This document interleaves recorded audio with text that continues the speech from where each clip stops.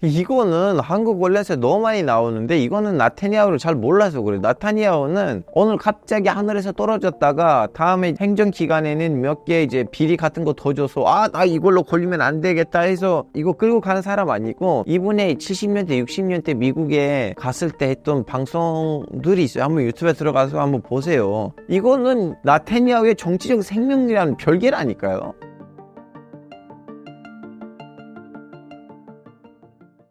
안녕하세요. 튀르키예에서 왔지만 지금 한국인인 중동 지역을 이제 전문으로 취재하려고 하는 프리랜서 기자 알파고입니다. 현재 중동 정세가 많이 어지럽습니다. 최근 갑작스럽게 이팔 전쟁의 확전 얘기가 나오는 이유는 무엇인가요? 확전되는 이유는 이제 이스라엘이 팔레스타인 지역에 있는 하마스랑 전쟁을 했을 때 지금 우리 한국인들 눈에 봤을 때는 나라로 보이지만 예전에 그 나라들이 없었고요.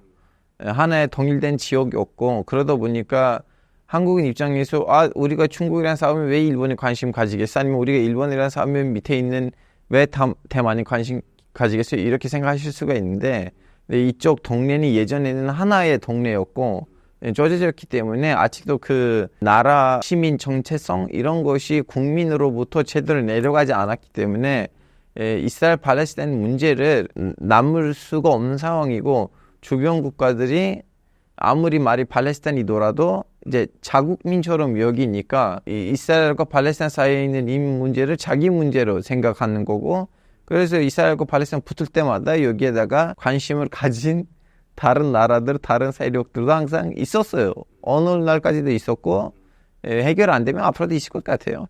현재 전쟁 구도 양상을 정리해 주신다면요? 사실 누구누구 편인지를 그때그때 달라요. 왜냐면 중동에서는 이해관계가 단순하지 않기 때문에 어느 사이가 나쁜 거는 내일 모레 사이가 좋을 수도 있고, 예를 들면 지금 어느 날에 하마스 이란의 앞잡이 아니라고 하시는데, 사실은 하마스하고 이란 사이가 너무 더러웠어요. 이제 얼마 전에 그 암살로 죽었던 지도자 덕분에 다시 한번 관계 개선이 됐고, 다음에 이제 이란으로부터 무기 지원을 받았는데, 왜냐하면 무장파들, 나라들 사이에 있는 관계들은 때로는 지정학적으로, 때로는 정파, 때로는 이제 단순히 경제 이익으로 갔다 왔다 합니다. 그러다 보니까 전체적으로 계열을 잡을 수가 없지만, 지금 현재 상황을 우리가 정리를 하자면 이제 팔레스타인 안에 있는 가자 지구를 담당하는 하마스이라는 무장파는 이스라엘에다가 작년 선제 공격을 했어요. 그 사람들 선제 공격을 하는 이유가 뭐냐면, 팔레스타인 문제가 정리되지 않고서 미국의 중계로 이스라엘하고 사우디가 이제 수결하려고 했는데, 사우디 같은 순위파의 끝판왕 국가마저 이 팔레스타인 문제 해결되지 않고서 이스라엘이랑 수교하게 되면 팔레스타인이 이제 잊혀질 거고, 이제 이스라엘한테 흡수가 될 것 같아서 그 사람들 입장으로 이걸 좀 약간 이 과정을 부셔버려야 되니까, 그래서 하마스는 선제 공격을 하면서 그 분위기를 박살시켰어요. 그걸로 이제 시작이 됐고, 그렇게 많은 사람이 죽었으면 이스라엘이 그냥 가만히 있을 수가 없는데, 그래서 물론 이제 보복에 나서야죠. 근데 그 보복의 수위가 우크라이나 러시아 전쟁이 있는 수위보다 몇 단계 높으니까 이번에 주변에 있는 이 주제랑 관련된 행위자들이 무관심하게 있을 수가 없었어요. 그래서 처음에는 헤즈볼라, 다음에 예멘에 있는 한국 언론에서 후티 반군이라고 나오긴 하지만 후시라는 애들인데, 근데 이거는 피아 발언이고 그 사람들 본인은 안사룰라이라고 해요. 그래서 그 조직, 그래서 이스라엘하고 하마스 사이에 있는 전쟁이 끝날 때까지는 우리는 이스라엘을 괴롭힐 것이다 라고 하면서 자꾸 이스라엘에다가 이렇게 미사일이나 드론으로 보내기가 시작했고, 근데 결론적으로 이 나라들은 지원을 어디서부터 받아요? 이란으로부터 받으니까 이스라엘이 이 조직들이란, 사실 예멘이란 제대로 뭘 하진 않았지만 헤즈볼라하고 하마스란 이제 교전을 벌였지만, 이 나라들 뒤에 있는 이란도 그냥 냅두면 안 된다는 생각으로 중간중간에 이란을 심하게 건들리는 작전들도 했죠. 이제 몇 달 전에 시리아에 있는 이란 대사관을 폭파시켰다든가, 최근에 와서 이란에 있는 대통령 취임식에 갔던 하마스 지도자를 암살했다든가. 그러다 보니까 이런 구도예요. 이스라엘 때 하마스, 헤즈볼라, 그리고 그 위에 있는 미국하고 이란 이렇게 보시면 돼요. 헤즈볼라 수장을 갑자기 암살한 이유는 무엇일까요? 갑자기 아니고 원래 헤즈볼라 수장을 이 사람들은 항상 목숨을 끌고 다니는 애들이고 하마스 지도자들 중에서 스스로 죽은 사람 없어요. 다 이스라엘 암살로 죽였어요. 때로는 헬기로 죽였고 때로는 이제 이렇게 해외 도피 중이었는데 거기 이제 공작을 해서 죽였고 이번에도 공작으로 죽은 거예요. 그냥 죽은 사람 없고 하마스 지도자들은 주로 이렇게 암살로 죽었어요. 근데 이제 중요한 거는 이란 취임 시기에 갔을 때 죽인 거는 좀 약간 이란을 완전히 자극시키는 행위인데 이걸 왜 했느냐라는 질문으로 던져야 되는데 이스라엘 내부 언론에서 나오는 논평들도 그렇고 외부에 있는 평론가들은 똑같은 얘기를 하는데 뭐 물론 우리는 100% 알 수가 없지만 그림에서 보이는 거를 말하자면 이제 이스라엘 보기에는 이 무장파들의 결론적으로 큰 형이 이란이고 이란으로부터 지원을 받고 있는데 우리는 이란을 없애버리지 않는 한 이란을 제대로 좀 약간 정리하지 않는 한 이 무장파들의 끝이 없을 거예요. 그럼 이제 이란이랑 붙어야 되는데 근데 이스라엘이 이란이랑 1대1 붙기엔 좀 그래요. 왜냐면 국경도 없고 그리고 이란의 땅이 워낙 크고 인구도 많고 그래서 혹시나 이란이랑 붙으면 여기에다가 미국이 들어와야 돼요. 근데 미국이 들어오려면 이란이 진짜 좀 약간 이상한 짓을 해야 돼요. 사실 예전에 이런 그림이 있었어요. 사람들이 너무 쉽게 까먹고 있는데 오늘 이란이 했던 행동을 예전에 이라크가 했어요. 이라크는 이스라엘을 너무 많이 괴롭혔거든요. 근데 이스라엘은 이라크를 이길 수가 없어요. 사담 후세인 어떻게 이겨요?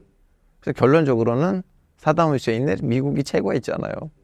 그런 것처럼 또 이 이란을 좀 우리가 정리를 해야 되는데 본인들 하지 못하니까 그럼 이란을 자극시켜야 돼요.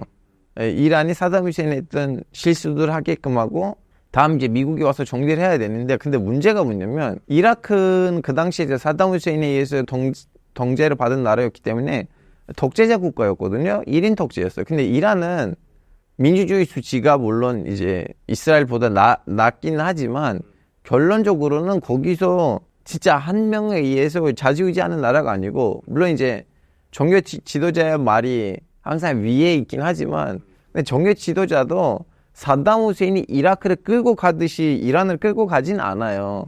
이거는 여러 샘플이 있어요. 이건 설명하려면 이란 정치 설명하면 너무 긴데 그리고 이스라엘의 이런 작전도 이란 눈에 보이니까 이란이 항상 이러한 자극적인 사건이 터질 때마다 이때까지 미국 이란 이제 비밀 회동을 통해서 적당한 수위에서 보복을 하거든요.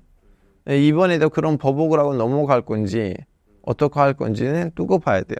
이 영상이 나왔을 때 이미 이란의 그 보복이 벌써 일어날지도 몰라요. 5차 중동 전쟁으로 커질 수도 있는데 이스라엘은 크게 신경 쓰지 않는다는 말씀인가요?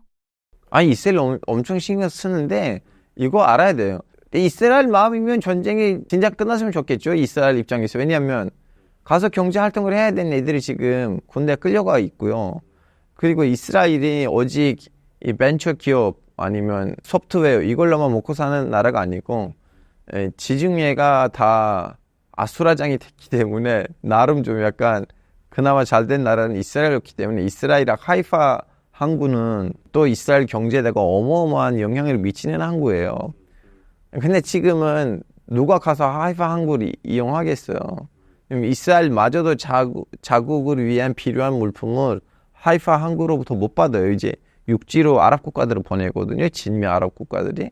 그래서 이 전쟁 가지고는 이스라엘 경제에는 어마어마하게 타격을 받고 있어요. 이스라엘 마음이면 이스라엘 전쟁을 마무리하고 싶은데 근데 이스라엘 보기에는 결론적으로 하나의 안보 문제고 이 안보 문제가 언제까지 우리 이렇게 시한폭탄 돌리기처럼 갈 거냐. 어디서 이제 끊어야 되는데 이번 계기로 이제 끝내자. 이 모든 우리 안보를 위협하는 조직들을 없애자라는 생각으로 이런 걸 하고 있는데 제 개인적인 문제는 팔레스타인 건국 문제가 해결되지 않는 한 헤즈볼라 하마스가 끝나면 다 끝나진 않을 거고 또 다른 조직들이 일어날 거예요. 헤즈볼라는 85년 때 생긴 거고 하마스가 88년에 나온 거예요. 그럼 이스라엘 건국이 48년이거든요. 예전에 피에로 있었고 알파탄이 있었는데 지금 이 조직들이 있고 이 조직들이 끝나면 또 다른 조직들이 나올 거예요. 그래서 이거 다 제 개인적인 생각이에요. 이 안보 문제는 무장파들을 없애버려서 될 일이 아니고 이 무장파들이 생길 수 있는 원인을 없애야 돼요. 현재 중동 현지 분위기는 어떤가요? 현재 분위기는 나라에 따라 달라요. 이거는 중동 국가들은 위치에 따라 아니면 좀 역사적인 배경에 따라 느낌이 달라요. 예를 들면 모로코에 가시면 매일매일 시위가 있어요. 이스라엘 귀턴 시위 광장에서. 그리고 모로코도 크게 신경 안 써요. 하든가 말든가. 왜냐하면 스페인 밑에 있는 저 멀리 있는 중동 국가예요. 뭐. 근데 사우디가 지금 너무 예민해요. 왜냐하면 이 전쟁 안 터졌으면 이스라엘이랑 관계 정상화를 하려고 했었는데 지금 전쟁 터졌잖아요. 그래서 국민이 너무나 당연하게 여기에다가 이제 규탄 시위를 하고 싶은데 대놓고 또 막으면 안 되니까 아예 하려고 하는 사람이 그 생각을 하는 순간부터 막거든요. 그래서 지금 사우디는 너무 예민해요. 이건 나라에 따라 달라요. 같은 중동 너무 가까워 있는데도 두바이, 아부다비에서 아무렇지도 않아요. 왜냐하면 이미 그분들은 무역으로 잘 먹고 살고 있고 저쪽에 있는 항구는 자기네들한테 영향을 안 미치고 그리고 아라비아 반도 이쪽 아니고 저쪽이니까 전쟁 터져봤자 이분들한테 영향을 안 미쳐요. 그 나라 위치에 따라 달라요. 네타냐후가 전쟁을 키우려는 목적이 본인의 정치적 생존 때문이라는 얘기가 있습니다. 맞는 내용일까요? 이거는 한국 원래서 너무 많이 나오는데 이거는 나타냐후를 잘 몰라서 그래요. 나타냐후는 오늘 갑자기 하늘에서 떨어졌다가 다음에 이제 행정기관에는 몇 개 이제 비리 같은 거 더 줘서 나 이걸로 걸리면 안 되겠다 해서 막 이거 끌고 가는 사람 아니고 이분의 70년대 60년대 미국에 갔을 때 했던 방송들이 있어요. 한번 유튜브에 들어가서 한번 보세요. 그때의 그 영상들 보시면 오늘날의 그림을 이해할 수가 있어요. 그분이 오늘날의 그림을 그때 말했어요. 이거는 나타냐후의 정치적 생명이라는 별개라니까요. 뭐 이분이 우리는 팔레스타인이라는 나라를 우리는 건국을 허용해주면 안 된다. 이미 팔레스타인 사람들의 나라가 있어요. 요르단. 왜 팔레스타인 사람들은 나라를 두 개 만들어요? 그리고 우리는 이 나라를 만들려고 했을 때 그 당시에는 아랍 국가들이랑 합의를 했었는데 중간에 와서 이렇게 말이 바뀌면 뭐가 되냐고. 그리고 우리는 나쁜 사람들 아닌데 우리나라에 지금 아랍 사람들이 있는데 걔네들이 잘 먹고 잘 살거든요. 중동에서 제일 잘 사는 아랍 사람들 다 우리나라에 있는 아랍 사람들인데 팔레스타인 사람들이 왜 이렇게 단지를 보냐. 이스라엘의 국기를 인정하고 이스라엘의 헌법을 인정하면 뭐 여기 살아도 된다.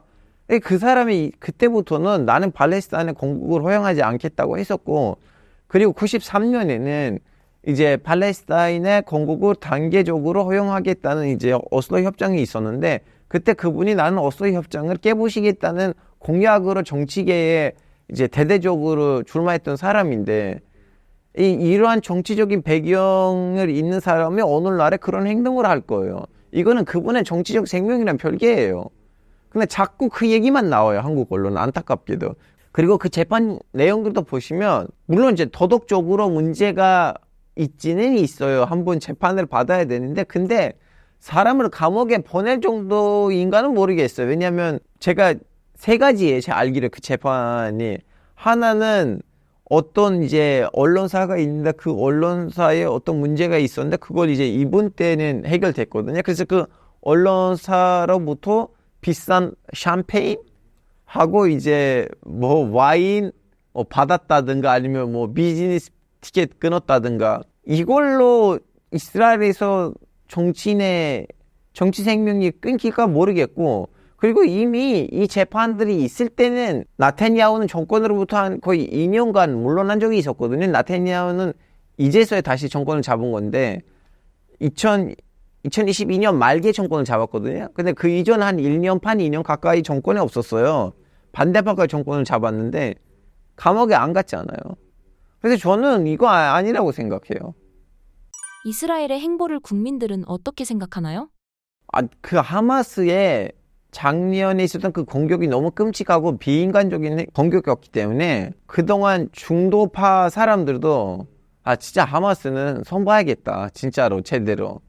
그런 식으로 넘어간 상황이고 그래서 좀 전쟁이 빨리 끝난 것도 좋은데 근데 하마스를 그냥 냅두고 끝나면 안 된다는 생각도 있고 근데 이제 문제가 뭐냐면 인질들이거든요. 아직도 살아남았다면 100명 넘게 인질이 있거든요. 이제 시간 흘러가다 보니까 그리고 많은 사람들도 거기서 죽었잖아요. 4만 명이 죽었어요. 그쪽에서. 물론 숫자는 좀 약간 갔다 왔다 해요. 뭐 이스라엘 측에서는 2만 명이고 팔레스타인 애들은 아니야 더 많이 죽어서 5만 6만이라고 하는 애들도 있는데 대충 이제 언론사들이 4만을 쓰니까 저도 4만을 씁니다. 4만 명 죽다 보니까 이제 이스라엘 이제 하마스는 많이 후퇴된 거 아닌가. 그리고 또 최근에 와서 모하메드 데이프라는 사람이 있어요. 이 사람의 최근 얼굴이 그 어디에다가 노출된 적이 없거든요. 이 사람이 잘 숨었어요 그동안. 하마스의 군사 지도자예요. 근데 이 사람이 이제 제거됐다는 거를 이스라엘 측이 확신하게 말한 거고 하마스는 아직 시인도 하지 않았고 부인도 하지 않았지만 그 소식도 좀 약간 버졌기 때문에 국내적으로 이제 최근에 와서 이 정도 충분하지 않을까라는 여론이 점점점 생긴 거예요. 한이의 후계자로 가자지구의 야히야 시나르가 선출됐습니다. 어떤 사람인가요? 이 사람이 강력파의 큰파왕이에요. 이 사람이 본인이 직접 이스라엘 사람을 죽인 것도 있고 보통 지도자들은 잘 안 죽이고 밑에 있는 대원들을 죽이잖아요. 그리고 이 사람이 족보를 받은 확신이 든 애를 이 두더지 새끼야 너 어떻게 이렇게 드롱목모 짓을 할 수가 있나 해서 죽인 적도 있어요. 이제 보통 이런 조직들을 지도자들은 본인이 직접 정을 쓰고 사람 죽이진 않아요. 죽은 이력도 없어요. 주로 좀 약간 정신적인 리더 뭐 이런 건데 야히야 신발은 이미 이스라엘 감옥에도 오랫동안 있었던 사람이고 이스라엘 감옥에 있을 때 이제 히브리어도 배우고 그리고 이스라엘 언론도 많이 그때 봤고 그래서 좀 약간 이스라엘 내부적인 상황에 대해서 좀 약간 어느 정도 빠삭하게 아는 사람인데 근데 다시 말하자면 강력파의 끝판왕이고 이스라엘 사람들이 제일 싫어하는 하마스 인물 누구냐고 물어보시면 압도적으로 야히야 신발이에요. 지금 야히야 신발 어디 움직일 때 항상 앞에 뒤에 옆에 그 인질 4명을 두고 자꾸 움직인다는 말도 있어요. 그래서 이 사람을 거기에다가 지도자 자리에 세운다는 말은 이스라엘이 이제 앞으로도 하마스는 좀 협상을 중간중간 하잖아요. 물론 지금 이때까지 모든 협상들이 타결 안 됐지만 더더욱 힘들어지지 않을까. 레바논과 이스라엘의 전면전 소식이 들리고 있습니다. 이에 대한 설명 부탁드립니다. 레바논 전체는 중도를 안 할 거고 레바논 안에 있는 헤즈볼라. 근데 헤즈볼라 지도자도 어제 이제 발표를 했는데 우리 레바논 국민이 이스라엘이란 전쟁을 그렇게 무서워하지 않아야 된다. 딱 봐도 그분들도 이제 그래 덤벼라는 상황이 된 것 같아요. 헤즈볼라 측이. 왜냐면 이때까지는 헤즈볼라하고 이스라엘이 주로 미사일을 사고 보냈어요. 근데 이제 최근에 와서 물론 처음에는 헤즈볼라는 우리가 안 했다고 했고 이라크 애들 아니냐고 했는데 유니필 측에서는 조사를 했는데 레바논 쪽에서 왔던 미사일로 나와 있어요. 헤즈볼라는 부인하지만 막판에 왔던 이제 보고서로는 레바논에서 왔던 미사일로 하나의 초등학교에 있는 초등학생들이 죽었어요. 이제 그 계기로 이스라엘이 가서 헤즈볼라의 군사 최고 지도자를 죽였어요. 그래서 그때 이제 헤즈볼라 지도자는 나와서 이제 보복을 할 수밖에 없는 보복을 불가피한 상황이 됐고 이스라엘이 빨간 라인을 넘었다고 했는데 이거 무슨 말이냐면 그동안 이스라엘도 가서 이제 전투기를 몰고 헤즈볼라 군사 시설을 이렇게 공격하고 헤즈볼라도 이렇게 미사일을 넘기고 그러다 보니까 이스라엘 북부 지역에 있는 이스라엘 사람들이 자기 집에서 못 살고 다 국내 난민이 됐었거든요. 근데 이제 그런 군사 지도자가 죽었다는 거는 좀 헤즈볼라 보기에는 좀 서로 적당히 하기로 했었는데 왜 그 선을 넘었냐. 그러면 나도 선 한번 넘어볼게 하고 어제 미사일 많이 보냈어요. 레바논이. 헤즈볼라. 어제 미사일 많이 보냈는데 근데 헤즈볼라 말은 이거는 보복 아니고 우리 어차피 매일매일 서로 미사일 보내자는 그거였어 라고 했는데 두고 봅시다 어떻게 될 건지. 현재 레바논의 상황은 어떤가요? 이미 레바논은 이미 망했어요. 레바논은 지금 인터넷에 있는 환율하고 나라에 가보시면 환율이 완전 달라요.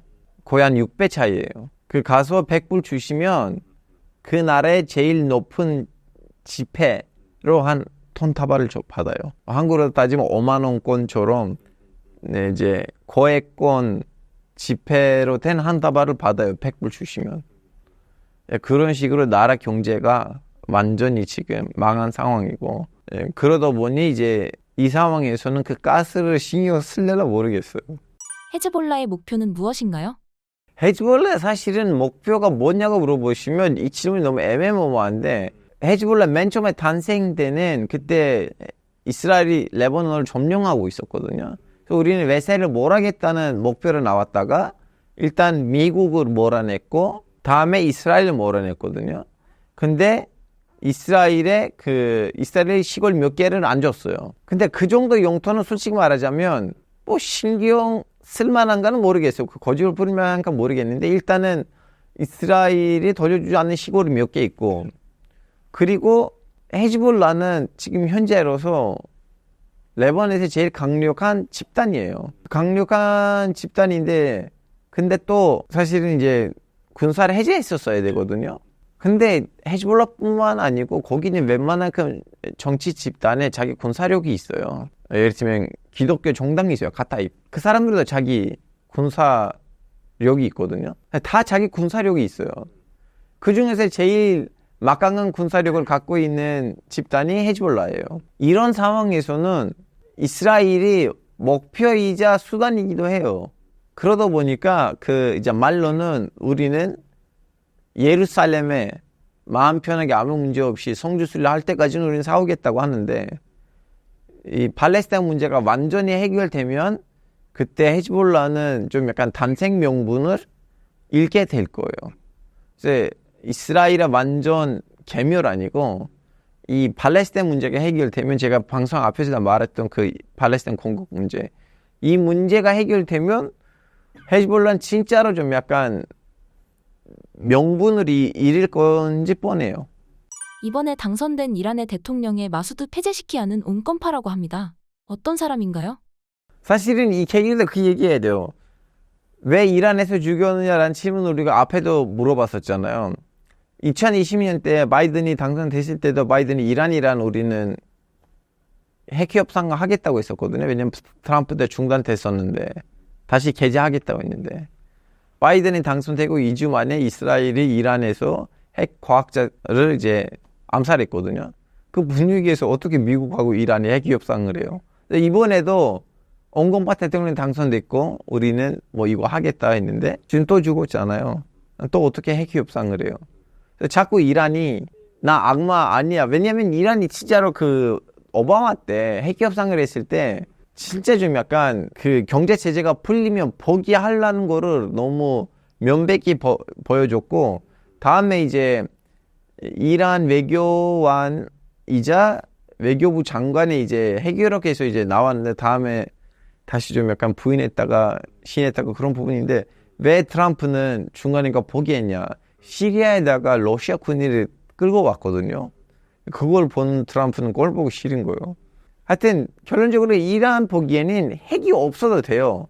왜냐면 이란을 침략하는 거 그렇게 쉽진 않아요. 이라크처럼 사담 후세인 때 이라크처럼 정당상 문제가 크게 없는 나라예요. 왜냐면 사담 후세인이 진짜 독재자였고 미국이 들어오니까 너무 쉽게 불렸어요. 근데 지금 미군이 이란에 들어가면 이란이 이라크처럼 불릴까? 그런 차원에서는 이란 포기나 경제 제재가 풀리고 우리는 서양이랑 문제가 없으면 오케이. 그리고 이란이 사실은 핵 개발을 했다고 해서 아니고 핵 발전소들을 만들려고 하다가 니네들 핵 개발한 것 같아 해서 이제 경제 제재를 때린 상황인데, 그리고 그 당시에도 또 너무나 강경파 대통령이 있었어요, 이란에. 그래서 이란 보기에는 충분히 가서 핵 협상을 하는 거는 문제가 아니다. 이란 보기에는 핵 협상하는 거는 그렇게 좀 부담스러운, 북한의 핵 협상이란 전지 차이예요. 근데 이제 문제가 뭐냐면 분위기가 이렇게 됐기 때문에 이제는 서양이란 핵 협상을 할 수 없게 됐어요. 물론 또 몇 년 이후에는 분위기가 어떻게 달라질 건지는 모르긴 하지만, 자, 베제스키안에 대해서 얘기를 하자면 베제스키안은 의사예요.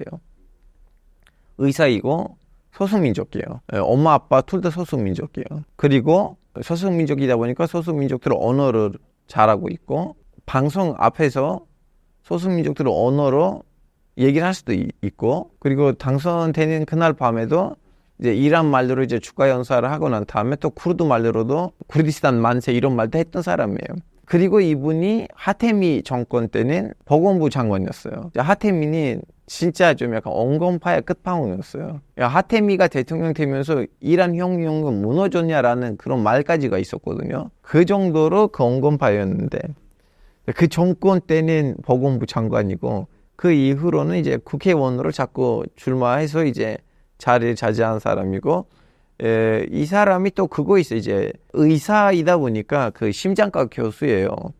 수술 많이 하시는 분이고 그러다 보니까 그 이란 사람 지게는 진짜 잘 사는 사람이에요. 수술을 통해서 이제 수술비 받잖아요. 그래서 이 사람이 그동안 비리 그런 거 없어요. 뒷돈 챙기는 거. 그러다 보니까 이미지도 좀 약간 깨끗했었고 그리고 이제 이분 말로는 우리는 자꾸 이제 수니파 시아파 차이가 없다고 하지만 결론적으로는 수니파를 우리가 좀 살짝 잘해줘야 된다, 잘해주지 못했다라는 말을 하실 정도로 좀 약간 온건파이긴 한데 그렇다고 해서 이 사람이 이란 혁명에 대해서 의구심을 가진 사람인가? 그건 전혀 아니에요. 이 사람이 거의 신학자만큼이나 코란을 아랍 말로 암기했던 사람이에요. 그래서 이 사람은 이란 혁명에 대해서 이란 제재에 대해서 의구심이 없는 사람뿐이지 그냥 이란 혁명이 혁명대로 잘 작동하지 않으니까 우리 국민들의 불만이 있다 이 정도의 수준이에요. 근데 이제 그것만으로도 충분해요. 왜냐하면 그것만으로도 많은 변화를 일으킬 수가 있거든요. 근데 그 변화를 일으킬 수 있는 분위기가 박살났죠. 지금 상황에서 이스라엘과 미국의 관계를 어떻게 보시나요? 아니 그거는 미국하고 이스라엘은 그 뗄 수 없는 투기의 우방국이에요. 제가 얼마 전에 어떤 방송에서 미국이 이스라엘한테 그냥 무기를 갖다 준다 돈 없이 했는데 사람들이 댓글 달았거든요. 아 그냥 갖다 주는 거 아니에요. 돈을 이제 대출로 하는 거고 다음에 가면 야 3조씩 주고 있었어. 이 전쟁 터지기 전에. 전쟁이 터지게 더 많이 주고 있어요. 그러니까 이렇게 미국으로부터 지원금을 제일 많이 받아가는 나라는 이스라엘이에요. 물론 또 지금 우크라이나 전쟁이 터졌기 때문에 우크라이나도 좀 이제 가지고 가는데 이스라엘이 미국으로부터 돈을 그냥 가지고 가는 나라예요. 그래서 이 둘 나라의 관계는 깨질까? 불가능해요. 미국하고 일본의 관계는 깨질 수가 있으나 이스라엘이랑 관계가 절대로 안 깨져요. 근데 문제가 뭐냐면 이스라엘에서 어떤 정권이 나오고 미국에서 어떤 정권이 나오냐에 따라 양국의 관계가 좀 살짝 흐지부지하게 될 뿐이지 절대로 관계가 흔들릴 수가 없어요. 근데 이제 물론 이제 미국에서는 민주당, 이스라엘에서는 이제 중도파나 아니면 좀 진보 계열이 이제 정권을 잡으면 서로 뜻이 맞으니까 이제 문제들 많이 불려갈 거고 예를 들면 93년 어서이 협정이 어떤 환경 속에서 나왔어요. 미국에는 이제 클린턴 대통령이 있었고 민주당 그리고 이스라엘에서는 노동당 대통령이 있었고 그러다 보니까 툭툭툭툭툭툭 문제들을 풀려가고 있잖아요. 근데 서로 합의 안 맞으면 문제들이 터지기만 하고 풀려주진 않아요. 물론 또 양쪽에서도 강경파가 나오면 또 좋은 거인 거 그것도 모르겠어요. 지금 예전에 이스라엘에서 또 나타냐후 있었고 미국에 트럼프가 있었는데 그때 있었던 일들 때문에 더 오히려 지금 얽혀설켜 있거든요. 지금 또 수도는 원래 텔아비브로 돼 있었다가 지금 예루살렘 수도를 인정해버렸거든요. 트럼프는. 그래서 좀 약간 두 개의 정권에 서로 호흡도 맞아야 되고 그리고 그 두 개의 정권이 중동에서는 좀 오케이 받아야 됐는데 그럴 때는 너무 적었어요. 그동안. 아마 클린턴 정권을 제외하면 없는 것 같기도 하고. 네타냐후 이후의 총리로 많이 언급되는 인물이 베니 간츠입니다. 어떤 사람인가요? 베니 간츠는 원래 네타냐후랑 같은 정당이었다고 거기서 나오신 분이고 군 출신이거든요. 그리고 이분도 우파예요. 이분 진보적인 사람이나 중도우파 아니고 이분도 우파인데 근데 이분이 현실을 어느 정도 알고 있는 사람이고 그리고 이제 군인 출신이다 보니까 군사 작전이 뭔지 현장이 뭔지 아는 사람이에요.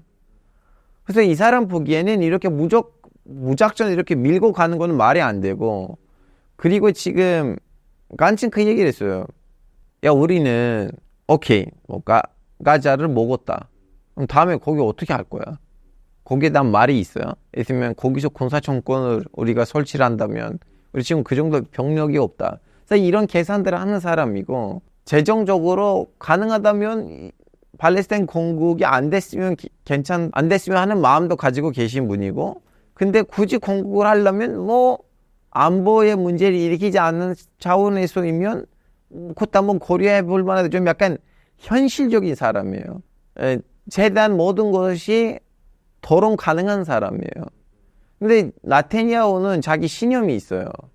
그래서 그 신념 안에는 거론하면 안 되는 주제들이 있는데 이 군인 출신 정치인들은 이런 거 있더라고요. 그냥 군인 아니고 전쟁을 해본 군인이 돼야 되는데 전쟁을 해본 이력이 있는 군인 출신 정치인들은 오히려 말이 더 통할 수도 있어요.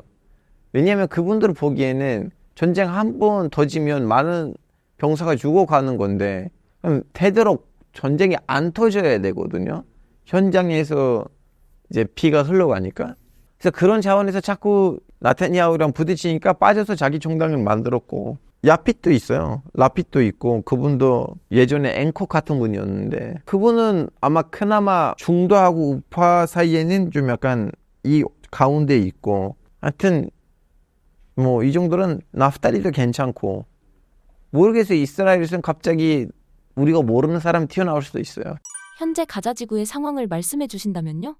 거의 거기 건물 40%는 그냥 끝 날라갔고 인도적 지원들을 가고 있는데 그 인도적 지원들이 시민들한테 거의 도착을 안 되고 중간에 이제 건달들 같은 사람들이 그걸 이제 중간에 빼서 팔기도 하고 거의 아프리카 수준이에요. 거기 지금 사람들이 이제 굶어 죽는 거가 이제 임박이고 굶어 죽은 사람들도 이제 중간중간에 있더라고. 왜냐면 생각해 보세요. 외부랑 완전히 차단된 200만 명이에요. 외부 세계란 차단된 200만 명인데 그 안에는 뭔가 없잖아요. 외부에서 자꾸 거기 음식이 들어와야 되는 상황이에요. 그러다 보니까 지금 아마 전 세계에서 제일 살기 힘든 동네는 가자예요, 지금. 이스라엘이 아직도 가자 지구를 공격하고 있나요? 네, 아직도 그 군사 작전을 하고 있는데 근데 미국이 잠깐만 좀 살살해라 해서 이제 공습이 제대로 없고 특수 작전으로 중간중간 해요. 그러다 보니까 가끔씩 이제 시민들도 죽기도 해. 뭐 또 얼마 전에 어떤 학교가 폭탄을 맞아가지고 아이들이 죽었어요. 5차 중동 전쟁이 발생할 가능성이 높습니다. 앞으로 어떤 양상을 보일 것으로 예상하시나요?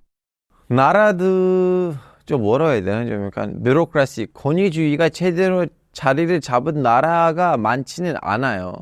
다 1차 대전 이후로부터 생긴 나라들이고 그러다 보니까 예를 들면 그동안 모하메드 빈 살만 왕세자는 미국에 갈 때마다 이스라엘 우리의 적이 아닙니다. 우리는 이스라엘 전쟁 해본 적이 없는데 왜 이스라엘 우리의 적이라고 하면서 미국 사람들의 인정을 받아가지고 승승장구하고 그 자리에 앉았는데 갑자기 모하메드 빈 살만의 생각이 바꾸면 끝이에요. 왜냐면 권위주의가 없잖아요. 그 지도자 하나로 나라가 쉽게 바뀔 수 있는 동네예요, 여기는. 권위주의가 그나마 자리를 잡은 데는 튀르키예요. 자, 보세요. 에르도안이 이스라엘 싫어하거든요. 맨날 이스라엘 욕하는데 아직도 튀르키하고 이스라엘은 잘 지내요. 자, 말로는 우린 이스라엘이란 이제 교육 중단했다고 했는데 근데 밑에 있는 애들이 각하는 왜 이러지 하면서 튀르키에서 나가는 물품들에 이스라엘 국기를 빼고 팔레스타인 국기를 붙이면서 아직도 이스라엘이란 무역을 하고 있어요. 그래서 튀르키 같은 나라에서 지도자 하나로 나라에 그동안 누적됐던 외교 노선이 크게 안 변하지만 근데 중동에 있는 다른 나라들은 다 그렇진 않고 그리고 중동에서는 무장 정파들이 있어요. 무장 정파들이 갑자기 예상치 않는 일들이 벌어지거든요. 자, 보세요. 후시 반군 예멘 텔아비브에다가 공격을 했잖아요. 거기 있는 미국 영사관 그쵸 사람도 죽었고. 그래서 중동의 미래를 예측을 어떻게 해요? 이란이 신종 나라가 될 거라는 걸 누가 알고 있었어요? 79년까지는 이란이 신종 국가가 될 거라고 누구한테 얘기하시면 바보네. 예, 꿈속에서 살고 있나 하고 웃어갈 거예요. 지금 보세요. 내일 모레 어떤 나라가 어떻게 변할 건지 우리가 알 수가 없어요. 신사임당 시청자분들을 위한 한마디 부탁드릴게요. 여러분 저를 처음으로 보신 분들도 계시고 중복으로 들으신 분들도 있는데 중복으로 들으신 분들은 똑같은 얘기인데 하고 분노하실 수 있는데 어쩔 수 없고요. 처음으로 보신 분들도 반갑고요. 제 채널도 있어요. 알파고의 지식 램프 아니면 양탄자 뉴스. 양이 탄탄하고 자극적인 뉴스 양탄자 뉴스 구독해 주시면 감사하겠습니다. 유튜브에서는 중동의 역사, 외교, 국제 정세 그리고 제가 해외에 나가면 해외에 나가는 그 브이로그들을 올립니다. 예, 감사합니다.